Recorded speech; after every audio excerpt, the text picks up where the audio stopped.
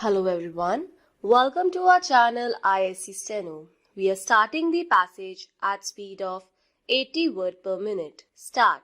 We are meeting after a year to discuss our common problems. As you are aware, the Indian Historical Records Commission deals with all kinds of historical records. The scope of our deliberations is therefore wide and extensive. It will, however, be of advantage to confine ourselves to matters of first concern, and I am sure you will agree that these relate to questions affecting the national archives. In all countries, the national archives are the treasure houses of their historical wealth, and we in India can justly take pride for the extent and magnitude of our richness in this field.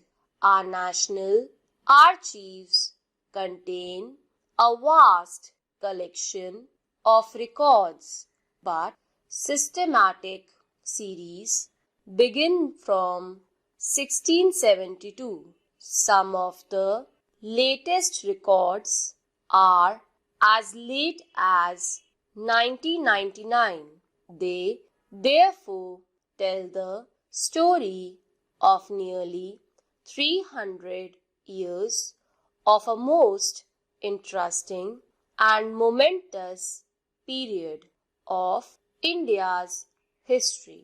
If what remains of the scattered records of the Mughal period are added to these collections, we can say that our records go back to the 15th century. There are not many countries which can claim records which go so far back. From the point of view of quantity, also, ours is one of the biggest collections not only in Asia but in the world.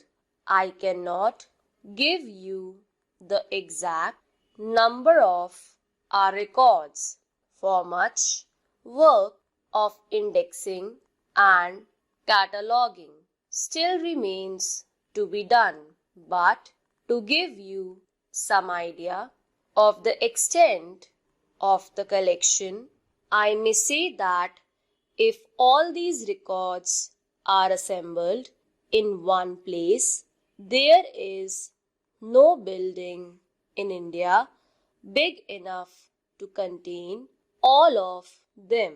It is hardly necessary for me to stress before the present audience the importance of national records. Such records are the basis of history and can alone give authenticity to our knowledge of past. When we read of the past, we are often troubled by the fact that our knowledge is neither complete nor adequate. Contemporary historians hardly ever leave accounts which satisfy succeeding generations, and in fact, they are often not in a position to judge what should be recorded and what left out. If, however, complete records are available, the annals of the past can be reconstructed, but in most cases, such records of the past do not exist.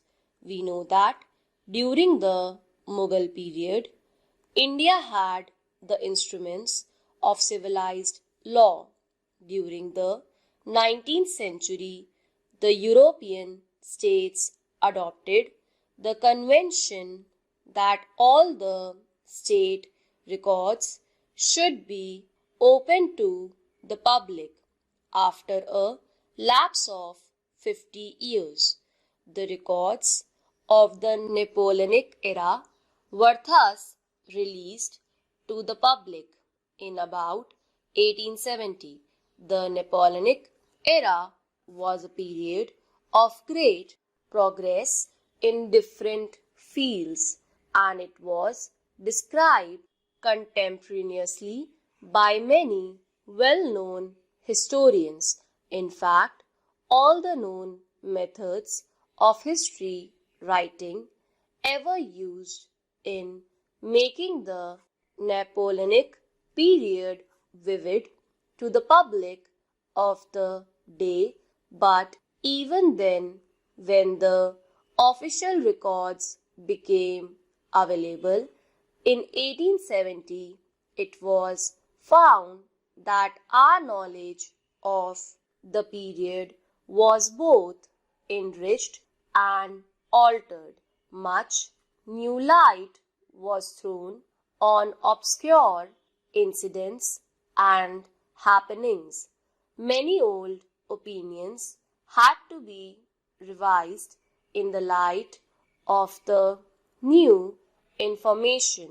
Similarly, the official papers relating to the so-called Indian Mutiny of 1857 were released in 1907.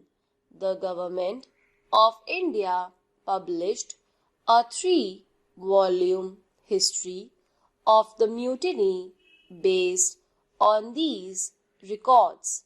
It is true that this book was written from the British point of view and did not therefore do full justice to the Indian participants.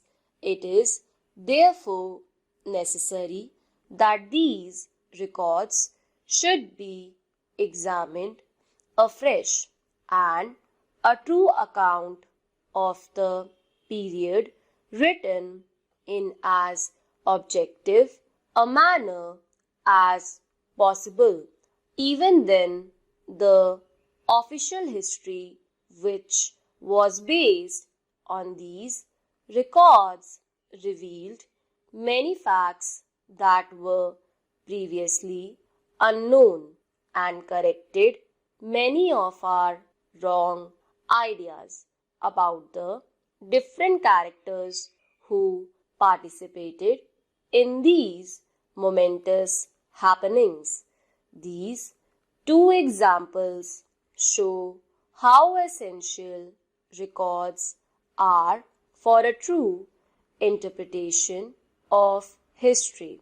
If, however, the records are to be utilized to the fullest extent, it is necessary that they should not only be preserved but also arranged and classified systematically.